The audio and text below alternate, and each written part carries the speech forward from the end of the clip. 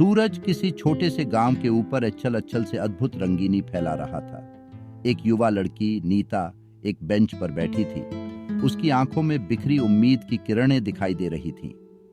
उसने अभी हाल ही में अपनी नौकरी खो दी थी और उसका दिल उदास था।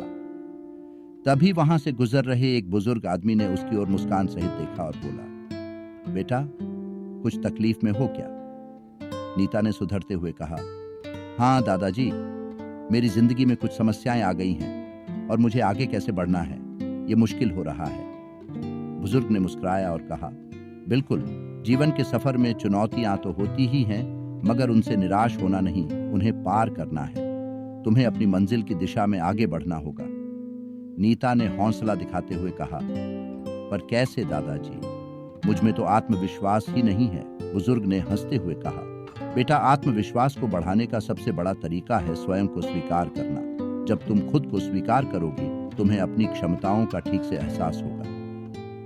नीता ने आशा भरी आंखों से कहा, पर कैसे करूं मैं यह सब? बुजुर्ग ने आत्मविश्वास से कहा, तुम्हें अपने लक्ष्य की दिशा में कदम बढ़ाने का एक छोटा सा कदम उठाना होगा, फिर दूसरा और फिर एक और। धीरे धीरे तुम देखोगी कि तुम जितना भी कठिनाइयों का सामना कर सकती हो, तुम स्वयं को और अधिक मजबूत पाओगी। उसने नीता की आंखों में देखा और कहा, याद रखो बेटा, जिंदगी की हर मुश्किल से एक सीख निकलती है, और जब तुम सफलता की ऊंचाइयों तक पहुंचोगी तो तुम जानोगी कि इस सफलता का मजा दूसरों को मदद करके ही आता है।